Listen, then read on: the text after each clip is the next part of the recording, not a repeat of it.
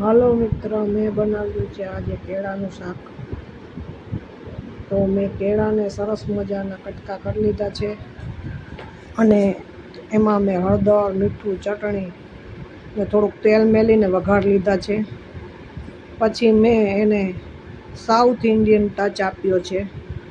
તો મેં ટમેટાં, ડુંગળી, સૂકા મરચાં, પછી ચણાની દાળ લીધી છે.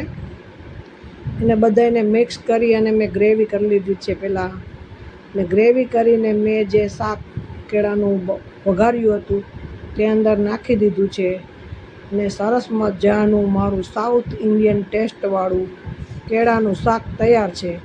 જો તમને મારું આ કેળાનું શાક ગમ્યું હોય તો મારી ચેનલને લાઈક, સબસ્ક્રાઈબ કરી આપજો.